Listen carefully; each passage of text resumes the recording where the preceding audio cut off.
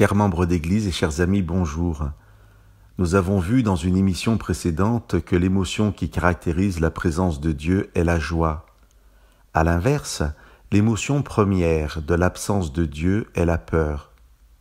Très rapidement, dans l'histoire de l'homme, dès le chapitre 3 de la Genèse, apparaît cette peur. Dès que l'homme et la femme ont fait le choix, par leur désobéissance, de couper la relation intime avec le Père, de remettre en doute, sans aucune raison valable, la parole du Père, dès cet instant, la peur s'est installée dans leur vie. Je vous lis les versets 8 à 10 du chapitre 3 de la Genèse. Adam et Ève entendirent le Seigneur Dieu qui parcourait le jardin avec la brise du soir. Ils allèrent se cacher parmi les arbres du jardin pour ne pas être vus par le Seigneur Dieu. Le Seigneur Dieu appela l'homme, il lui dit « Où es-tu » Il répondit « Je t'ai entendu dans le jardin et j'ai eu peur parce que j'étais nu. Je me suis donc caché. » La prise de conscience pour Adam d'être nu est autant une prise de conscience de son dénuement que de sa nudité.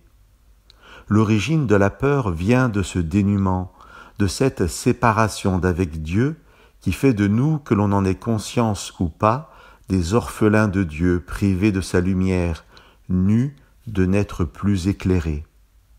Or Dieu n'a de cesse pour se réconcilier avec nous, pour nous porter secours dans notre peur, pour remédier à ce sentiment d'abandon. Dieu n'a de cesse que de se présenter à nous comme un Père aimant.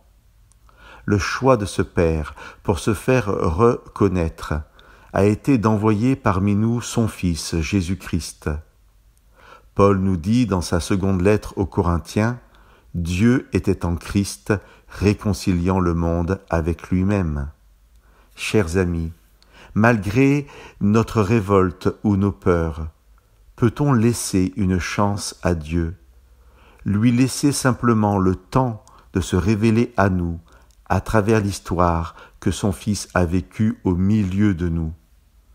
Comprenons de quel amour le Père nous a aimés et entendons pour nous les paroles que l'ange adresse à Marie lorsqu'il vient la voir, et que ces paroles soient l'antidote à nos peurs.